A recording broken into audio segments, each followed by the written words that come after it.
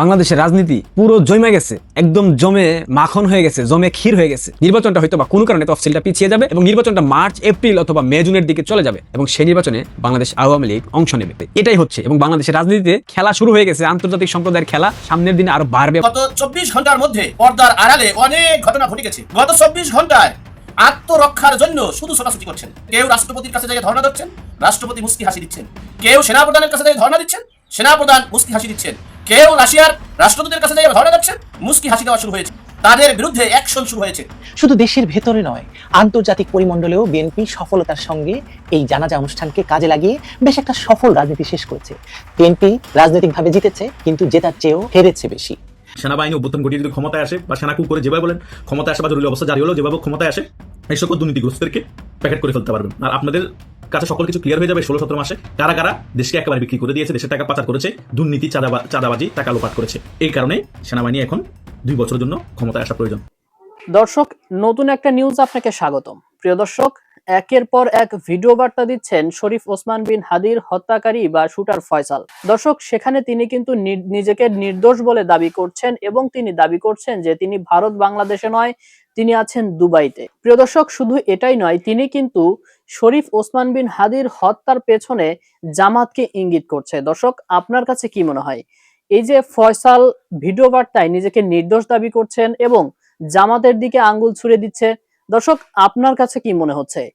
আসলেই কি শরীফ ওসমান বিন হাদির হত্যার পেছনে জামাত কোনোভাবে জড়িত কিনা তা অবশ্যই কমেন্ট করে জানিয়ে দিন। প্রিয় দর্শক, এছাড়াও ভিডিওর শুরুতেই যে গুরুত্বপূর্ণ ভিডিওগুলোর অংশ বিশেষ দেখেছেন তার বিস্তারিত আলোচনা একটু পরেই দেখতে চলেছেন। তাই বলবো, যারা ভিডিওটি অন করেছেন না টেনে সম্পূর্ণ নিউজটি মনোযোগ সহকারে দেখতে থাকুন, তাহলে আজকের মূল বিষয়টা বুঝতে পারবেন।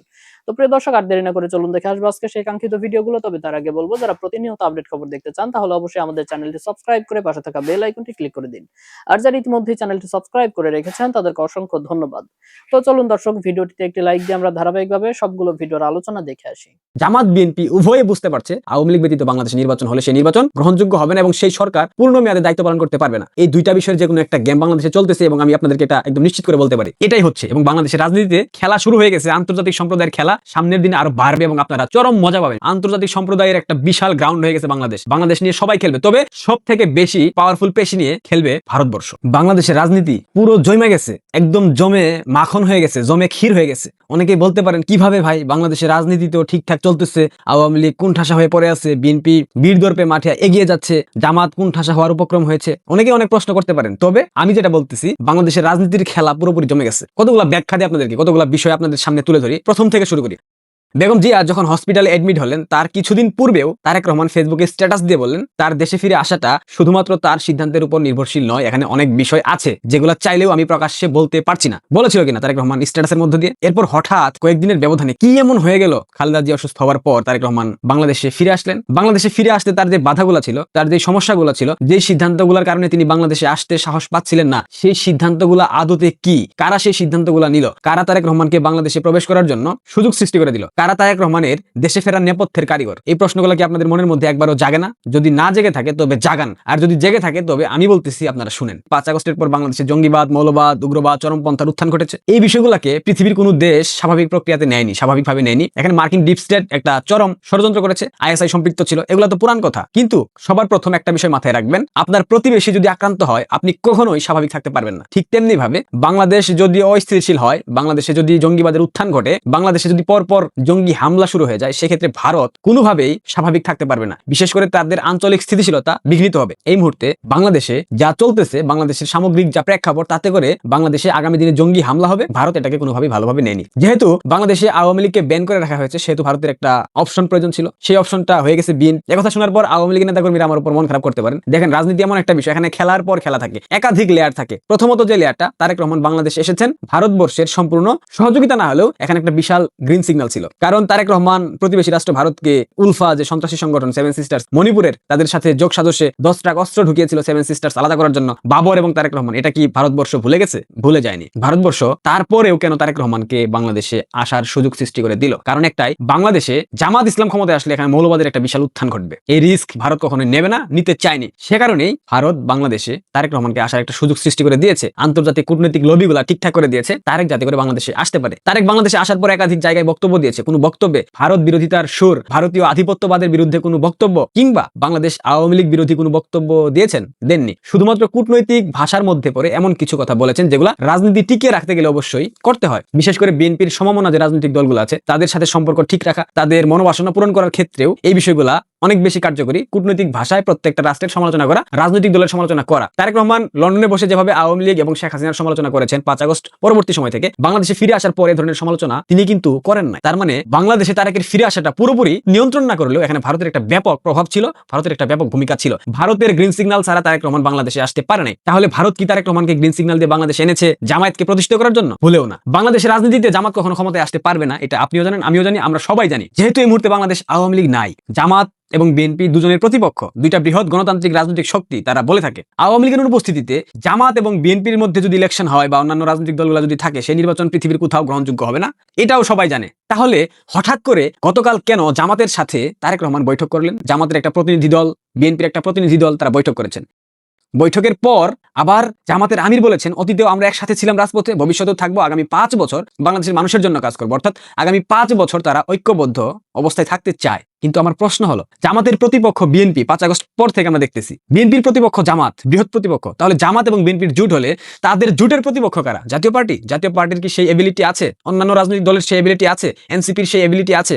নাই। এনসিপি তো জামাতের সাথে জোট করেছে। গতকালকে তারেক রহমান এবং সাদা শকুন শফিকের বৈঠকের পর সাদা শকুন বলে দিল বিএনপির সাথে তারা অতীতে ঐক্যবদ্ধ ছিল, ভবিষ্যতে থাকতে চায়। তাহলে ভবিষ্যতের তৃতীয় শক্তিকে, সহজ ভাষায় বললে জামাত এবং বিএনপির বিপরীত শক্তিটা কে? প্রশ্নটা আমি আপনাদেরকে করতে চাই, কে?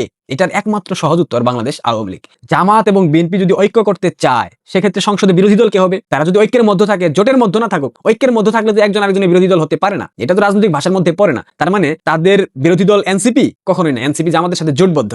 জাতীয় পার্টির সেই সক্ষমতা নাই। তার মানে জামাত এবং বিএনপি ঐক্যবদ্ধ হচ্ছে কারণ তারা জানতে পেরেছে, তারা বুঝতে পেরেছে আন্তর্জাতিক সম্প্রদায় বাংলাদেশ আওয়ামী লীগ ব্যতীত বাংলাদেশে কোনো নির্বাচন সম্পন্ন হতে দেবে না। এবং প্রতিবেশী রাষ্ট্র ভারত কখনোই এই দুইটা ডানপন্থী একটা আর একটা উগ্রবাদী মৌলবাদী চক্র জামাত ইসলামকে ক্ষমতায় আনতে দেবে না, আসতে দেবে না। আন্তর্জাতিক সম্প্রদায়কে যেভাবেই হোক ম্যানেজ করে হলেও বাংলাদেশে জামাত ইসলামকে ক্ষমতা থেকে অনেক দূরে রাখতে হবে। এটা ভারতবর্ষ সর্বোচ্চ প্রক্রিয়া চালাবে, সর্বোচ্চ চেষ্টা করবে। আর আওয়ামী লীগ তো অবশ্যই চেষ্টা করবে জামাত যাতে ক্ষমতায় না আসে। মন্দের ভালো বিএনপি অবশ্যই মুদ্রার এপিঠ ওপিঠ, যাহা জামাত তাহাই বিএনপি, মুদ্রার এপিঠ ওপিঠ।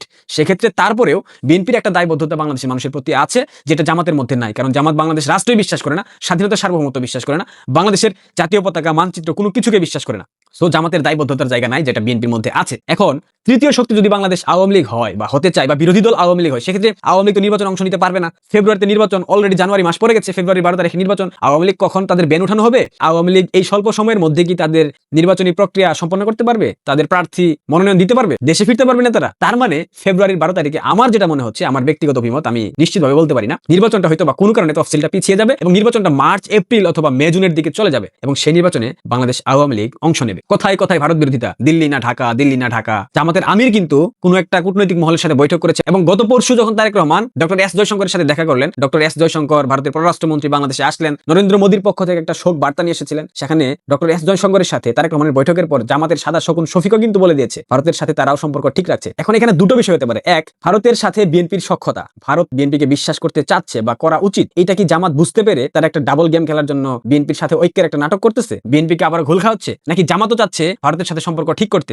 নাকি জামাত বুঝতে পারছে তাদের পেছনের চামড়া একটাও থাকবে না? নাকি জামাত বিএনপি বুঝতে পারছে উভয়ে যে বাংলাদেশ আওয়ামী লীগ রাজনীতিতে ফিরছে, আন্তর্জাতিক সম্প্রদায় আওয়ামী লীগ ব্যতীত নির্বাচন হলে সেই নির্বাচন অংশগ্রহণমূলক, প্রতিনিধিত্বমূলক, সেই নির্বাচন প্রতিযোগিতামূলক হবে না এবং সেই নির্বাচন কোনোভাবে গ্রহণযোগ্য হবে না। আবারও ক্লিয়ার করব, বিএনপির সাথে ভারতের সুসম্পর্ক হচ্ছে বা হবার একটা পরিস্থিতি সৃষ্টি হচ্ছে, এটা কি জামাত ভালো চোখে দেখছে না? সে কারণে কি জামাত বলতেছে ভারতের সাথে তারাও সম্পর্ক ঠিক রাখার চেষ্টা করেছে? নাকি জামাত বিএনপি উভয়ে বুঝতে পারছে আওয়ামী লীগ ব্যতীত বাংলাদেশে নির্বাচন হলে সেই নির্বাচন গ্রহণযোগ্য হবে না এবং সেই সরকার পূর্ণ মেয়াদে দায়িত্ব পালন করতে পারবে না? এই দুইটা বিষয়ের যে কোনো একটা গেম বাংলাদেশে চলতেছে এবং আমি আপনাদেরকে এটা একদম নিশ্চিত করে বলতে পারি এটাই হচ্ছে। এবং বাংলাদেশের রাজনীতিতে খেলা শুরু হয়ে গেছে, আন্তর্জাতিক সম্প্রদায়ের খেলা সামনের দিনে আরো বাড়বে এবং আপনারা চরম মজা পাবেন। আন্তর্জাতিক সম্প্রদায়ের একটা বিশাল গ্রাউন্ড হয়ে গেছে বাংলাদেশ নিয়ে সবাই খেলবে, তবে সব থেকে বেশি পাওয়ারফুল পেশি নিয়ে খেলবে ভারতবর্ষ। এইটুকু মাথায় রাখবে, এটা ভারতবর্ষ, নট জোক। দেশের অন্ধকার কেটে দেশে আলোর মুখ দেখতে আছে, আর সেই আলোর মুখের বিভিন্ন তথ্য উপত্যের ভিত্তিতে চেষ্টা করব যে সেই আলো দেওয়ার নায়ক কে এবং কখন সেই নায়কের আবির্ভাব হবে সে বিষয়ে সংক্ষেপে একটু বিস্তারিত বোঝার চেষ্টা করছি। ইতিমধ্যেই আপনারা দেখতে পেরেছেন গত 24 ঘন্টার মধ্যে পর্দার আড়ালে অনেক ঘটনা ঘটে গেছে। আমরা যারা রিসার্চ, গবেষণা এবং তথ্য উপত্য সংগ্রহ করার চেষ্টা করি, শুধুমাত্র আমরা ব্যতিরেকে খুবই কম মানুষ বুঝতে পারছেন, কিন্তু অনুভব করার চেষ্টা করছেন। গত 24 ঘন্টায় আত্মরক্ষার জন্য শুধু ছোটাছুটি করছেন। কারণ হচ্ছে তাদের যে প্রভু ছিল, সেই প্রভুরা সকল ক্ষমতাধর রাষ্ট্রগুলোর চাপে পড়ে সরে দাঁড়িয়েছেন। বিধেয়ী তারা এখন ছোটাছুটি করছেন। কেউ রাষ্ট্রপতির কাছে যাই ধর্ণা দিচ্ছেন, রাষ্ট্রপতি মুস্কি হাসি দিচ্ছেন। কেউ সেনাপ্রধানের কাছে যাই ধর্ণা দিচ্ছেন, সেনাপ্রধান মুস্কি হাসি দিচ্ছেন। কেউ রাশিয়ার রাষ্ট্রদূতের কাছে যাই ধর্ণা দিচ্ছেন, মুস্কি হাসি দেওয়া শুরু হয়েছে। গত 24 ঘন্টায় শুধু আত্মরক্ষাই নয়, গত 24 ঘন্টায় এই মবের রাজত্ব যারা সৃষ্টি করেছেন তাদেরকে গ্রেপ্তারি শুরু হয়েছে। অলরেডি 200 গ্রেপ্তার করা হয়ে গেছে। অর্থাৎ যারা প্রথম আলো, ডেইলি স্টার পত্রিকা অফিস ভাঙচুর করেছে তাদেরকে গ্রেপ্তারি করছেন, গ্রেপ্তার করতে আছেন। এরপরে যারা হিন্দু যুবক দীপু দাসের কে নির্মম নিষ্ঠুরভাবে মেরে ফেলছে তাদেরকেও গ্রেপ্তারি পরোয়ানা শুরু হয়েছে, গ্রেপ্তার করতেছে। এবং বাংলাদেশে ধানমন্ডির 32 সহ ছায়ানট সহ যারা এই ভাঙচুরের সাথে সম্পর্ক আছেন তাদের সকলকে গ্রেপ্তার করতেছেন। ইতিমধ্যেই স্পষ্ট হয়েছে ধানমন্ডির 32 নম্বরে প্রথম আগুন দিয়েছিলেন যুব দলের এক নেতা আরাফাত, মনে হয় নারিফাত, যাই হোক, তাকেও গ্রেপ্তারের করার প্রসেসিং চলছে। অর্থাৎ কে কোন দলের সেটা দেখার বিষয় নয়, সকল মবকারীদের আগে গ্রেপ্তার করতে হবে। এমনকি বাংলাদেশের প্রেক্ষাপটে বিএনপির আইকন বেগম খালেদা জিয়া, সাবেক প্রধানমন্ত্রী, অকাল এই মৃত্যুতে দেশের রাজনীতি সহ সকল সেক্টরে একটা শোকের বার্তা, অভাব, ঘাটতি দেখা দিয়েছে। এই মুহূর্তে বাংলাদেশে একজন যোগ্য, অভিজ্ঞ, দক্ষ ব্যক্তির প্রয়োজন। সুতরাং সকল সেক্টর দিয়ে এখন স্পষ্ট বার্তা এসেছে, এই দেশে পাকিস্তান এবং তুরস্কের নেতৃত্বে এই যে এবং বিদেশি পরিচালকদের নেতৃত্বে এই দেশে যে মবের রাজত্ব কায়েম করেছে, তৌহিদি জনতার নামে মাজারগুলো ভেঙে চুরমার করেছে, হিন্দু বৌদ্ধ খ্রিস্টানদের উপরে নির্মম নিষ্ঠুর অত্যাচার শুরু করেছে, তাদের বিরুদ্ধে অ্যাকশন শুরু হয়েছে। তাদের অকাল মৃত্যুর ঘন্টা বাজিয়ে শুরু করছে দেশকে শান্তির বার্তা দেওয়া। এরপরে বহির্বিশ্বের সকল রাষ্ট্রের প্রধান, এমনকি প্রকাশ্যে বললাম চীন, রাশিয়া, যুক্তরাষ্ট্র, আমেরিকা, তারা যৌথ সিদ্ধান্ত নিয়েছে বাংলাদেশে যে 1971 সালের মহান মুক্তিযুদ্ধের অবস্থান সৃষ্টি হয়েছে তারই লক্ষ্যে বিভিন্ন রাষ্ট্র থেকে যে মতামত দিয়েছেন তারই পরিপ্রেক্ষিতে এই রাশিয়ার রাষ্ট্রদূত আলেকজান্ডার খোজিন তিনি স্পষ্ট বার্তা দিয়েছেন অন্তর্বর্তীকালীন সরকার এবং তৌহিদি মব জনতা ও মবকারীদের, যে বর্তমান সময়ে উগ্রবাদিত্ব, মৌলবাদিত্ব এবং ধর্মান্তরিত যে গোষ্ঠীটা দেশটাকে বিশৃঙ্খলা করছে এবং বন্ধু রাষ্ট্র ভারতের সাথে যে সংঘর্ষে জড়িত হয়েছে সেই সংঘর্ষ থেকে দ্রুত বের হন।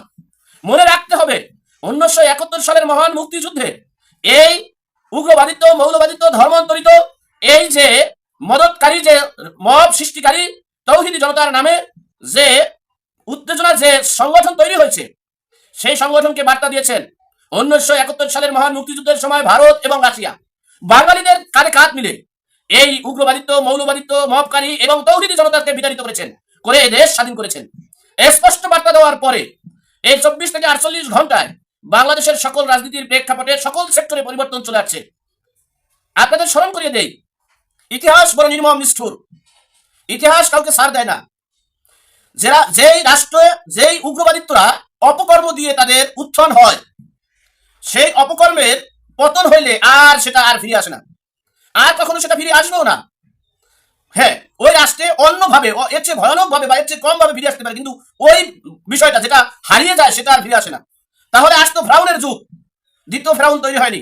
তাহলে আসতো আইয়ামে জাহিলিয়ার যুগ, আবু জাহেলের যুগ, দ্বিতীয় আবু জাহেল হয়নি। তাহলে আসতো চেঙ্গিস খানের যুগ, দ্বিতীয় চেঙ্গিস খানের যুগ হয়নি।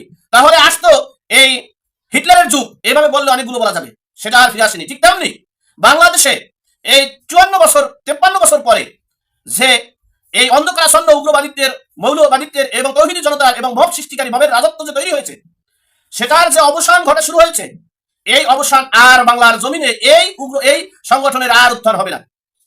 ইতিমধ্যেই আপনারা লক্ষ্য করতে পেরেছেন, এই জনতাদের নেতৃত্ব যারা দেশের বাইরে দিচ্ছেন তাদের উপরে দেশে এবং বিদেশে গ্রেপ্তারি পরোয়ানা, নজরদারি এবং গ্রেপ্তার করে দিতে পারলে পুরস্কার দেওয়া হবে। ইতিমধ্যেই আপনারা সকল তথ্যপত্র পেয়েছেন। সুতরাং এই সকল কিছুর আপনাদের আরো একটা বিষয়ে স্পষ্ট করে দিলে বুঝতে পারবেন। আপনারা যারা নাটক এবং সিনেমা দেখেছেন, নাটক সিনেমায় দেখবেন নায়কের অনুপস্থিতিতে ওই রাষ্ট্র চালায় হলো ভিলেন। আপনারা সহজে চিনেন মিশা সদাগর এবং ডিপজলের এই ভিলেন পার্টটা। যখন নায়ক চলে আসে যখন নায়ক পর্দার আড়াল থেকে বের হয়, তখন এই মিশা সদাগর আর এই ওই ডিপজলের অবস্থা কি হয়? নাটকের কথা বলছি, আপনারা আবার ধরে নিন না এখন কথা। ঠিক তেমনি এই বাংলাদেশে গত 16 মাসে যে অপসংস্কৃতি, যে অপকালচার, যে অন্ধকারাচ্ছন্ন তৈরি করেছে, সেই অন্ধকারাচ্ছন্ন শেষ হতে যাচ্ছে নায়কের পর্দার আড়াল থেকে বের হওয়ার মধ্য দিয়ে। সুতরাং আগামী 6 দিনের ভিতরেই আপনারা বুঝতে পারবেন যে বাংলাদেশের সকল অপশক্তি, সকল অন্ধকারাচ্ছন্ন কেটে দেশ শান্তির বার্তা নিয়ে আগানোর পথে হাঁটতে শুরু করেছে। যদি আল্লাহ কোনো গজব নাজিল না হয়, তাহলে আমরা আমাদের স্বপ্ন, বাঙালির স্বপ্ন, আমরা মব থেকে বাঁচতে চাই, মব কিলিং, মব জাস্টিস, তৌহিদি জনতা এবং উগ্রবাদিত্ব, মৌলবাদিত্ব এবং পাকিস্তান তুরস্কের এই উগ্রবাদিত্ব নেতৃত্বকারীদের অবসান ঘটিয়ে একটা সুখী সমৃদ্ধ বাংলাদেশ, সকলে বসবাস করার উপযোগী পরিবেশ প্রত্যাশা করছেন সকল নাগরিক। আর সেই প্রত্যাশা পূরণ হওয়ার সম্ভাবনা ইতিমধ্যেই লক্ষ্য করা গেছে। বেগম জিয়ার নামাজের জানাজাকে কেন্দ্র করে রাজনীতিটি বেশ ভালোভাবেই করে নিয়েছে বিএনপি। শুধু দেশের ভেতরে নয়, আন্তর্জাতিক পরিমণ্ডলেও বিএনপি সফলতার সঙ্গে এই জানাজা অনুষ্ঠানকে কাজে লাগিয়ে বেশ একটা সফল রাজনীতি শেষ করেছে। তারেক রহমান এবার একটি সাজানো নির্বাচন অনুষ্ঠানের মধ্য দিয়ে 220টি আসন নিয়ে ক্ষমতায় বসবেন, এটা একেবারেই পাকাপাকি হয়ে গেছে বলা যায় বেগম খালেদা জিয়ার জানাজার পর থেকে। কিন্তু এই জানাজাকে কেন্দ্র করে বিএনপি রাজনীতিতে যেমন বিজয়ী হয়েছে, তেমনি বেগম জিয়ার মৃত্যুকে কেন্দ্র করে বিএনপির সামনে দেশের রাজনীতিতে একটি শান্তির সংস্কৃতি প্রতিষ্ঠারও সুযোগ তৈরি হয়েছিল।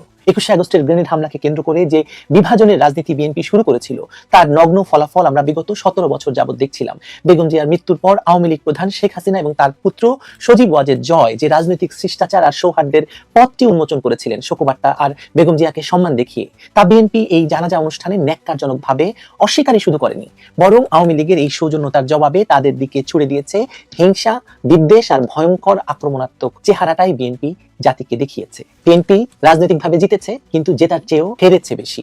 আসুন আরো বিস্তারিত জানা যাক এই জানাজা রাজনীতিকে কেন্দ্র করে। বেগম জিয়ার মৃত্যু এবং জানাজাকে কেন্দ্র করে কোথাও যে সামান্য রাজনীতির অনুপস্থিতিও ছিল না, সেটা আপনারা নিশ্চয়ই এতক্ষণে বুঝতে পেরেছেন। বিশেষ করে ভারতের পররাষ্ট্রমন্ত্রীর উপস্থিতি, পাকিস্তানের স্পিকারের উপস্থিতি এবং আরো যারা উপস্থিত হয়েছেন, সব মিলিয়ে একটি বেশ আন্তর্জাতিক রাজনীতিও হয়ে গেছে এখানে। তবে জানাজাকে কেন্দ্র করে রাজনীতিটা যেন আর ঢেকে রাখতে পারেনি বিএনপি। যদিও জানা যায় এমন একটি আয়োজন যেখানে শত্রুও আসে, প্রতিদ্বন্দ্বীও মাথা নত করে দাঁড়ায়, কারণ মৃত্যু রাজনীতির ঊর্ধ্বে। এই সামাজিক সমঝোতাটুকুই সভ্যতার শেষ রেখা। খালেদা জিয়ার জানা যায় সেই রেখাটি সচেতনভাবেই লঙ্ঘন করা হয়েছে। আপনার কি মনে হয় এই যে লঙ্ঘনের বিষয়টি বললাম, এটা অনিচ্ছাকৃতভাবে হয়ে গেছে? আমার বিশ্বাস না। এই কাজটি খুব ভালোভাবে প্ল্যান করেই করেছে বিএনপি, এবং সিদ্ধান্ত নিশ্চিতভাবেই রাজনৈতিক সিদ্ধান্ত। নইলে যে ভাষায়, যে বয়ানে, যে ভঙ্গিতে বিএনপির বর্ষিয়ান নেতা নজরুল ইসলাম খান, যিনি এখন বিএনপির নির্বাচন পরিচালনা কমিটির চেয়ারম্যান হয়েছেন, তার লিখিত বক্তব্য পাঠ করেছেন, তা জানাজার ভাষা নয়, তা ছিল নিখাত রাজনৈতিক মঞ্চের ভয়ঙ্কর উচ্চারণ। আরো স্পষ্ট করে বললে এটি ছিল প্রতিপক্ষকে জানিয়ে দেওয়া যে সৌজন্য এখানে অপ্রাসঙ্গিক, ক্ষমতার পালাবদলে কে কোথায় দাঁড়িয়ে আছে সেটাই মুখ্য, এখন তোমরা ক্ষমতার বাইরে, আমাদের হাতে ক্ষমতা। এই পুরো বক্তব্যটা যদি আপনি বিশ্লেষণ করেন, আপনার এটাই মনে হবে। তারেক রহমান তার মায়ের ঋণ পরিশোধের আর মায়ের করা অন্যায়ের জন্য ক্ষমা চেয়ে বক্তব্য শেষ করলেও দল হিসাবে বিএনপির পক্ষ থেকে নজরুল ইসলাম খানের বক্তব্যটিকে কোনোভাবেই আপনি রাজনীতির বাইরে রাখতে পারবেন না, চাইলেও পারবেন না। নজরুল ইসলাম খান যেভাবে খালেদা জিয়ার মৃত্যুকে হত্যা আখ্যা দিয়ে তার দায় সরাসরি শেখ হাসিনার ঘাড়ে চাপালেন, তার রাজনৈতিক বক্তব্য হিসেবেও চরম। সার্বজনীন শোকের মুহূর্তে এমন অভিযোগ কেবল শিষ্টাচার বহির্ভূত নয়, এটি একটি গভীর রাজনৈতিক মানসিকতার প্রকাশ। বিএনপি এখানে দেখিয়েছে তারা মনে করে প্রতিপক্ষ এখন এতটাই দুর্বল যে তাকে আঘাত করতে আর সামাজিক বা রাজনৈতিক সীমার প্রয়োজন নেই, সৌজন্য বোধ দেখানোর প্রয়োজন নেই। আওয়ামী লীগ নিষিদ্ধ, নিবন্ধনহীন, নিগৃহীত, এই বাস্তবতাকে ধরে নিয়ে বিএনপি ভাবছে সৌজন্যের জবাব দেওয়ার দায় তাদের নেই। এই জায়গাটা সবচেয়ে বিপজ্জনক, কারণ সৌজন্যকে দুর্বলতা হিসেবে দেখা মানে রাজনীতিকে শূন্য সম খেলায় নামিয়ে আনা, যেখানে প্রতিপক্ষকে সম্পূর্ণ নিশ্চিহ্ন করা একমাত্র লক্ষ্য 21শে আগস্টের ব্যাপার একই জিনিস। বাংলাদেশের ইতিহাস বলে এই মানসিকতা থেকে সবচেয়ে ভয়াবহ অধ্যায়গুলো জন্ম নিয়েছে। 1975 জন্ম নিয়েছে, 21শে আগস্ট তার নির্মম উদাহরণ। তখনও ক্ষমতায় ছিল বিএনপি জামায়াত জোট, তখন প্রতিপক্ষকে রাজনৈতিকভাবে নয় শারীরিকভাবে শেষ করে দেওয়ার চেষ্টা হয়েছিল। আজ জানাজার মঞ্চে দাঁড়িয়ে যে ভাষা ব্যবহার করা হলো, সেটি সেই অতীতের সঙ্গে অস্বস্তিকর মিল তৈরি করে। এখানে তারেক রহমানের অবস্থান আরো তাৎপর্যপূর্ণ হয়ে ওঠে। মায়ের জানাজায় তিনি যে বক্তব্য রেখেছেন, সেই বক্তব্য রাজনীতির ছায়া পড়েনি। তিনি নিজেকে উপস্থাপন করেছেন কেবল একজন সন্তান হিসেবে। বক্তব্য ছিল প্রচলিত, পরিচিত এবং পারিবারিক শোকের ভাষায় সীমাবদ্ধ। রাজনীতির কোনো আক্রমণ, কোনো অভিযোগ সেখানে ছিল না। অথচ একই দল, একই মঞ্চে নজরুল ইসলাম খানের কণ্ঠে আমরা শুনছি প্রতিহিংসার বয়ান। তারেক রহমান এটা জানতেন না? নিশ্চয়ই জানতেন। তার দলের পক্ষ থেকে কি বক্তব্য দেওয়া হচ্ছে তার মায়ের জানা যায় সেটা তিনি জানতেন না, তার মানে তারও এটাতে অনুমোদন ছিল। এই যে বৈপরীত্য, এটা দেখাচ্ছে যে বিএনপির ভেতরের দ্বন্দ্ব নয়, বরং দলটি সিদ্ধান্তহীন। তারা সুশীল রাজনীতির বা সহনশীল রাজনীতির পথে হাঁটবে না, তারা পুরনো আক্রমণের পথেই ফিরেছে। আরো একটি প্রশ্ন অনিবার্যভাবে সামনে আসে, খালেদা জিয়ার জানা যায় রাষ্ট্রপতিকে দেখিনি আমরা, তিনি আসতে চাননি নাকি তাকে আসতে দেওয়া হয়নি? এই প্রশ্নের উত্তর না থাকলেও প্রশ্নটির অস্তিত্বই রাজনীতির সংকীর্ণতার ইঙ্গিত বহন করে। একজন মৃত রাজনীতিবিদ বেগম খালেদা জিয়া, তিনি সবকিছুর ঊর্ধ্বে চলে গেছেন। তার জানাজায় রাষ্ট্রপতি নিশ্চয়ই আসতে চেয়েছেন, কিন্তু তাকে আসতে দেওয়া হয়নি। জাতীয় নেতার জানাজা যেখানে সার্বজনীন হওয়ার কথা, সেখানে রাষ্ট্রের সর্বোচ্চ সাংবিধানিক পদে থাকা ব্যক্তির অনুপস্থিতি একটি খুবই অস্বস্তিকর, শুধু নয়, এটি ভয়ঙ্কর একটা বার্তা দিয়েছে।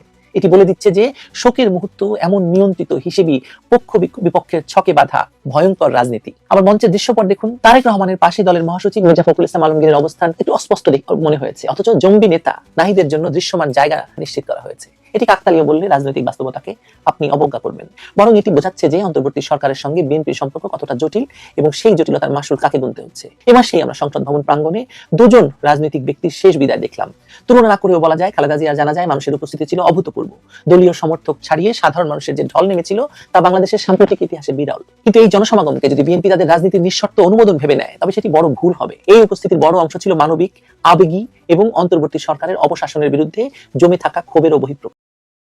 এখানেই আওয়ামী লীগের সৌজন্য আরো অর্থবহ হয়ে ওঠে। রাজনৈতিকভাবে কোণঠাসা অবস্থায় থেকেও তারা শোক প্রকাশ করেছে, প্রতিপক্ষ নেত্রীর অবদান স্বীকার করেছে। এটি নিছক কৌশলও হতে পারে, কিন্তু কৌশলের মধ্যেও একটি বার্তা আছে, রাজনীতি চলবে কিন্তু মৃত্যুতে রাজনৈতিক প্রতিপক্ষ বা শত্রুতা স্থগিত থাকবে। বিএনপি সেই বার্তাকে প্রত্যাখ্যান করলো। জানাজার মঞ্চে দাঁড়িয়ে তারা বুঝিয়ে দিল, প্রতিপক্ষ দুর্বল হলে সৌজন্যের দরকার পড়ে না। কি ভয়ঙ্কর মানসিকতা বলেন! এই মানসিকতা নতুন নয়, বিএনপি আগেও এমন ভেবেছে। ক্ষমতায় গিয়ে তারা মনে করেছে প্রতিপক্ষ আর ঘুরে দাঁড়াতে পারবে না। 21শে আগস্ট সেই আত্মবিশ্বাসের চরম রূপ। ফলাফল কি হয়েছিল? ইতিহাস বলছে প্রতিহিংসা রাজনীতি শেষ পর্যন্ত নিজের দিকে ফিরে আসে। দেশে ফেরার পর তারেক রহমানের প্রথম বক্তব্যে একটি শব্দ ছিল নিরাপদ বাংলাদেশ। এই নিরাপত্তা কেবল আইন শৃঙ্খলার নয়, একটি রাজনৈতিক নিরাপত্তার প্রশ্ন। জানাজার মঞ্চে যে ভাষা আমরা শুনেছি তার নিরাপত্তার প্রতিশ্রুতির সঙ্গে সাংঘর্ষিক, কারণ যেখানে শোকেও আক্রমণ থামে না, সেখানে ক্ষমতায় গেলে সহনশীলতা আসবে। এই বিশ্বাস মানুষ কেন করবে বলুন? খালেদা জিয়ার মৃত্যু এবং সেখানে মানুষের অভূতপূর্ব উপস্থিতি ইউনুসীয় মব রাজত্বের আয়ু কতটা কমাবে সেটি এখনো খোলা প্রশ্ন। ফেব্রুয়ারি পর্যন্ত সীমাবদ্ধ থাকবে নাকি নতুন কোনো জমাটবদ্ধ মবের যুগ শুরু হবে, এটা এখনই বলা যাচ্ছে না। কিন্তু একটি বিষয় পরিষ্কার, সৌজন্যকে দুর্বলতা ভাবার রাজনীতি যদি আবার প্রতিষ্ঠা পায়, তাহলে যে দলই ক্ষমতায় আসুক বাংলাদেশ নিরাপদ হবে না। আওয়ামী লীগ এই মুহূর্তে সৌজন্যের ভালো উদাহরণ রেখেছে। বিএনপি সেই সৌজন্য গ্রহণ করেনি, বরং প্রত্যাখ্যান করেছে। এই সিদ্ধান্ত তাৎক্ষণিকভাবে তাদের কাছে শক্তির প্রকাশ মনে হতে পারে, কিন্তু দীর্ঘমেয়াদে এটি আস্থাহীনতা তৈরি করবে। রাজনীতি কেবল জনসমাগম দিয়ে টেকে না, টেকে স্মৃতি, শিক্ষা আর সংযম দিয়ে। জানাজার মঞ্চে দাঁড়িয়ে বিএনপি যে শিক্ষা নিতে ব্যর্থ হয়েছে, ভবিষ্যতে তারই মাসুল দিতে হতে পারে বিএনপিকেও। প্রিয় দর্শক, আমি আশা করছি সবগুলো ভিডিওই আপনি মনোযোগ সহকারে দেখেছেন। সেই সাথে দর্শক, এই ভিডিওগুলো সম্পর্কিত যদি কোনো তথ্য বা মতামত থাকে তাহলে তো অবশ্যই কমেন্ট করে জানিয়ে দিন। এতক্ষণ সাথে থাকার জন্য ধন্যবাদ। নিউজটি শেষ করছে এখানেই, ফিরছে আগামী ভিডিওতে নতুন কোনো টপিক নিয়ে। আল্লাহ হাফেজ।